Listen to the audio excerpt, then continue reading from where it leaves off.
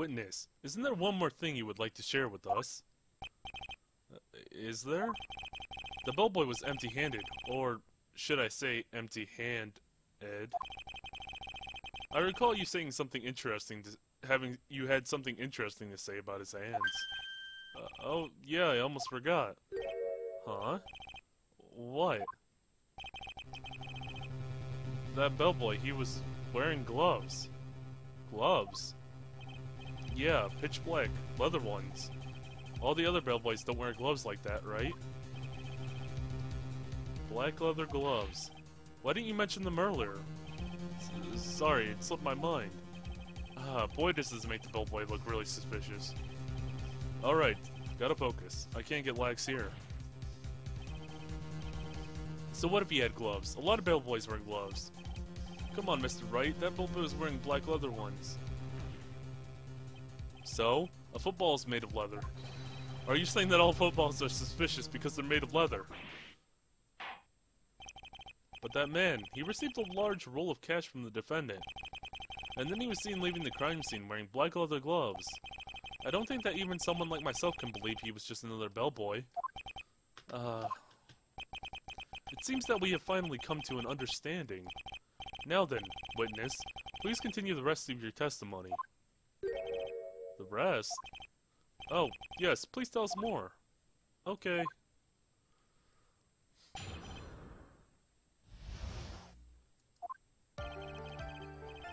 After leaving Juan's room, the bellboy went and knocked on Matt's door, just like that. He gave something to the person inside the room. Then the old guy just left, without even going into the room. After that, I went to the bathroom, and then back to my seat. So the bellboy, after leaving the crime scene, next went to the defendant's room. Yeah, kinda saw that all by accident. Some accident? I'd say you saw too much. And all of it was suspicious to high heaven. Huh. I think it's safe to say that we can no longer consider this bellboy to be normal.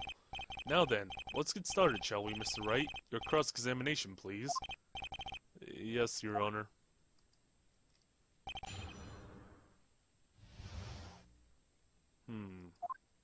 After leaving Juan's room, the bellboy went and knocked on Matt's door, just like that, okay? He gave something to the person inside the room. Hold on a second. Person inside the room. But he knows who room he went to Matt's door. Person inside the room. I said hold it. Okay. That's better. What kind of statement is that? Please elaborate and give us a few more details. Oh, okay. Huh, I should probably ask him one question at a time. Oh. At a time, or can I do all of them? Or is it just, you only get to ask one question? Oh, God. Okay. You know what? I'm just gonna ask about the person inside. Ask about something, don't ask anything. Let's ask about the person inside. That's what I'm interested in. We might be able to get, like, a little bit more time if we, like, get into a whole argument with Edgeworth about this. So, who took this something the bellboy handed off? Actually, I don't know. What do you mean? I'm sorry, but I only saw the person's arm. Only an arm? Then you're saying you didn't see the person's face? Yeah. Well, it was Mr. Ngardi's room, correct? So it could have only been Mr. Ngardi himself, I'd say. And then, what did the bellboy do after that? Oh. So after you gave the person inside the room the thing... That's it? Can I go do that again and ask the other question? I said hold it. Okay. That's better. What kind of statement is that? Please elaborate and give us a few more details. Oh, okay. Should probably ask him the only one question at a time. Okay, let's ask about the something now, I guess. So we can. He gave something to this person. Yeah. And what was this something? If I remember what it was, I wouldn't be calling it something, would I? But this implies that something was removed from the scene of the crime. Are you sure you really can't remember, Mr. Powers? I think it was something kind of small. I would like to summarize the testimony up to this point if you wouldn't mind. When the bellboy left the crime scene, he immediately went to the defendant's room. There, he handed a small item of some sort to the person inside. As for the person who received the item, all you could see was the person's arm. Yes, it was just like that. Mr. Edgeworth, is all this really that important? Of course, Your Honor. I think this is of the utmost importance. This is when whatever was removed from the crime scene was handed over to the client. Huh. Mr. Powers, please try to remember what it was the bellboy handed off. Well, let's see, huh? I think it was... no... If you remember, please add it to your testimony. Oh... I'm so dumb. I can't believe I just realized. I think I just figured out what he handed over. I wasn't even thinking about it, and then it just, like, popped in my head. Oh, he was handing over that.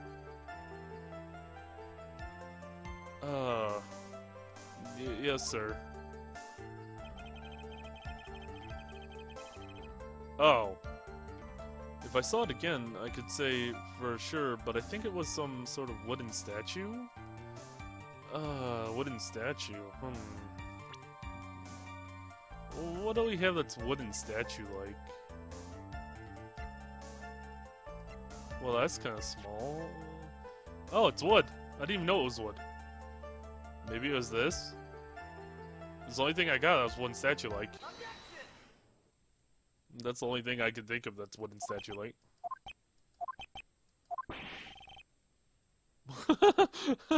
What was the point of that pregnant pause? Where did that objection come from? Well, speak up. It was me, Your Honor. What is it, Phoenix? I have a feeling that something bad is going to happen once I show this. Mr. Wright, you have something to say, please. Yes, Your Honor. Okay, Phoenix, deep breath. Mr. Powers, the something you saw. Was it this item? Oh, hey, that's it. That's the something. Wow, Mr. Wright, you really figured it out. Huh. I recall we found this at Madagarde's mansion. At the defendant's house. Oh no. What does this mean? It's simple, Your Honor. Shelley the killer assassinated Juan Carita in his room. Then he stole this wooden bear from the scene of the crime. Then the bear being found at Mr. Angardi's mansion would mean... It goes without saying, Your Honor. Mr. Matt Angardi is the killer's client. Order, order, order. I said order. Mr. Wright, this is the most unfortunate turn of events for you. Yeah. Sorry, Mia. No, it's alright. Your judgment was sound. Actually, I figured the bear would come up. If not now, then it would have later on. Even if you hadn't shown it to the court, I'm sure your friend Edgeworth would have. I almost forgot that he knew about it too. Huh. I think it's clear that there's no need for us to continue this trial.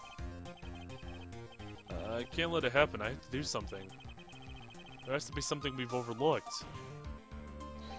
Your Honor, a minute, please. Yes, Mr. Wright? There are still a few points left we have not fully explored. What are you trying to pull? Oh, well, we can't have that.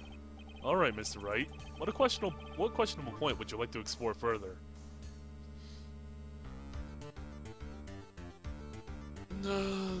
Either the bear itself or the person who received the bear. Let me take a look at the bear.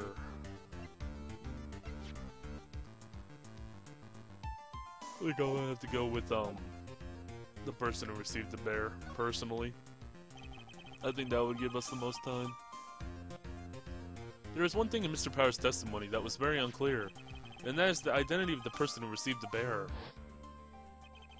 He gave something to the person inside the room. I'm sorry, but I only saw the person's arm. As long as we don't know who it was that took the bear, we can't be sure of... Ah! What? What is it, Mr. Powers? This trial is scaring me now. It's just like, random things are happening. I know, If you're gonna scream like that, then why not give us a good reason why? Oh, yeah, sorry. Actually, so I remembered. I remembered who took the bear. What? Really? I mean, I only saw his arm. But, the arm. It was the Nickel Samurai's arm, I swear it. You've gotta be kidding. Are you sure of that, Mr. Powers? Yeah, I'm sure it was the Nickel Samurai. Order, order. It looks like you've dug your own grave. Yet again. God damn it. How many times is that today? I've lost count. So the person who took the, this little baron was the Nickel Samurai. And as we all know, Medengarde is the Nickel Samurai. Thanks to the defense, we made it all the clearer. What am I supposed to do now, Mia? Help! You don't have time to act lost. You've got to find another angle to attack this from. Hurry! Another angle, huh? Your Honor. Again, Mr. Wright. We've already removed any and all questionable areas of this testimony. It's about time you were removed from this court, Mr. Wright. I have to find something. Even one more little point will do. These there are still questions left unanswered. What are you trying to pull? Oh, well, we can't have that. Alright, Mr. Wright, what a questionable point would you like to explore further? The person who received the bear!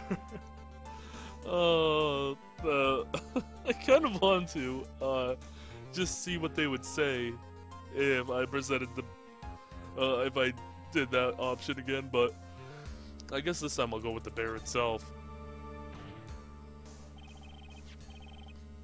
I think it's fairly obvious that the bear itself is very questionable. The bear, Mr. Wright? This bear was found at Mr. Engarde's mansion. However, Mr. Engarde was arrested at the hotel that night, which means that since that murder occurred, he has not had a chance to go home. Oh. I think Your Honor has already figured out what I'm trying to say. It's not possible that it was Mr. Engarde who took the bear to his mansion. Why, that's very true. We didn't consider that point, Mr. Wright. There's no way, time-wise, for the defendant to have time to take this bear home. Whew, disaster averted, it looks. You haven't gotten the best of me yet, Mr. Wright. Huh? I remember it clear as day.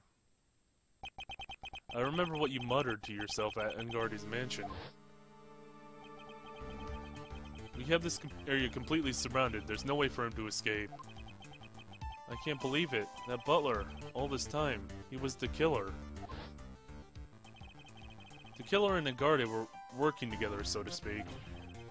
And the killer was hiding at Engarde Mansion as its butler. What a bold move. The bear figurine was brought back to the Engarde Mansion by the killer himself. When it looked like he was about to be arrested, Engarde had him do so. I assume because it would have been bad to have the police found. Would have been bad had the police found it during their investigation. Huh. Well, Mr. Wright, you've been quiet for a while now. This is too much. Isn't there anything I can attack at all? I think we've heard enough.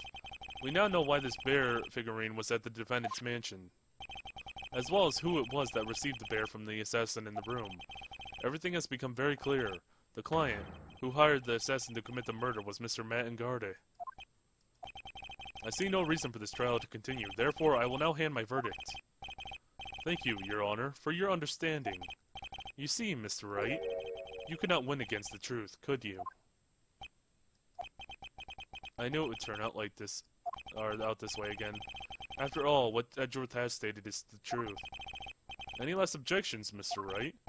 Well, do I? What should I do?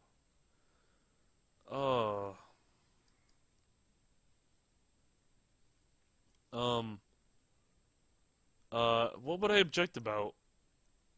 What could I technically lie about in this situation?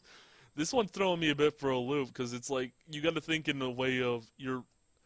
it's just a little different from the usual.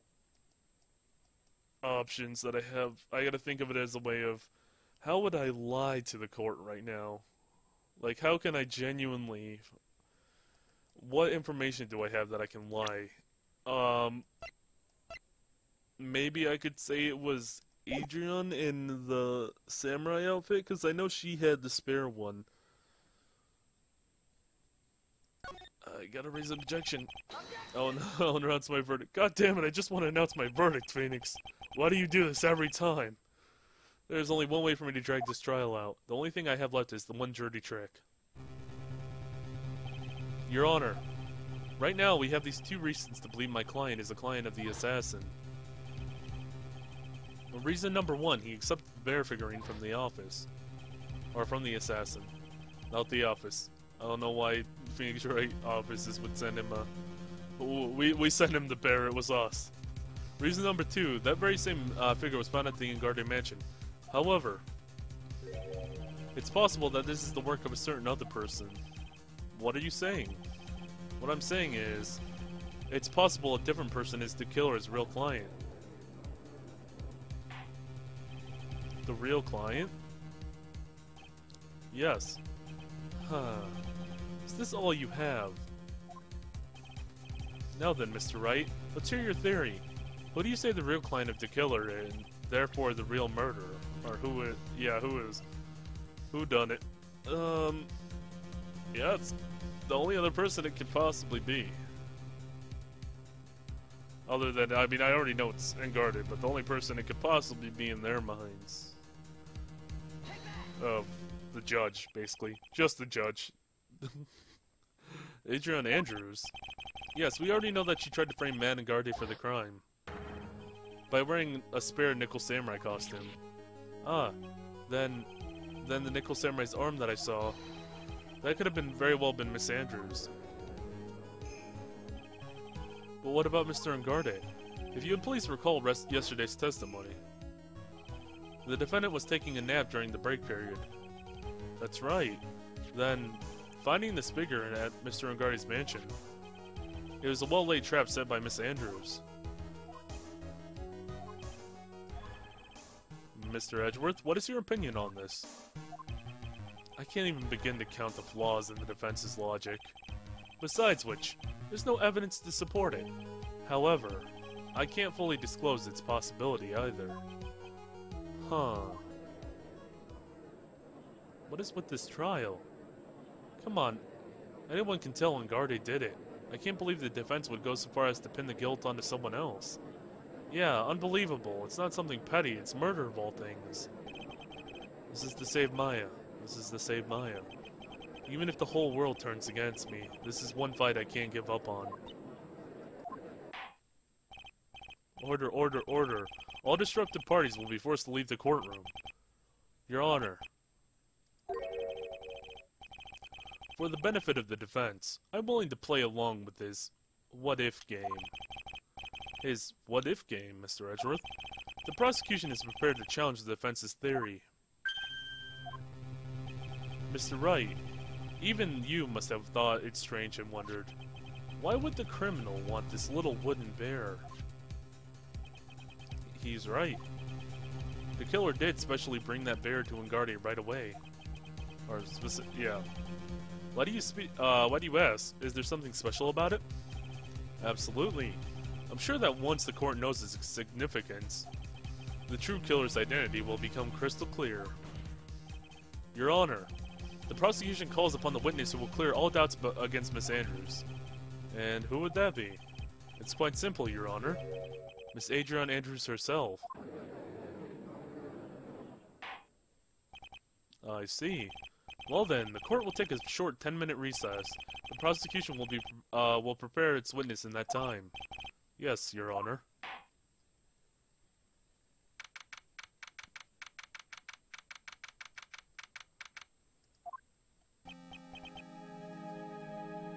Ha ha ha ha. Oh, I knew it was a good idea to hold her hostage. Don't you agree, Mr. Lawyer? But I never thought in your desperation you tried to pin the guilt onto Adrian. Aha, I swear this demon will pay. Mr. Nick! Pearls, where's Mia? I don't know. A really strong power suddenly called her away. A really strong power? Wait, what? Oh, Mr. Nick, your phone is. It's from Gumshoe. How's it going? Have you been hanging in there, pal? Yeah, sort of. We just barely found something to latch onto. Whew, that's good, pal. And what about you? Anything yet? Have you figured out where the killer and Meyer are? We don't have any leads, but... What? We don't have any more time. If we just had one, even a single clue would be really helpful. I was only able to come this far because I kept thinking to myself, I've got to keep the trial going until Maya's been rescued. But I've just run out of luck. Have I just run out of luck this time? Is all our hope for naught? A tent. Huh? A tent. I could see a circus tent. Mia? It looks like Maya was unconscious until a few minutes ago. As soon as she woke up, she called for me.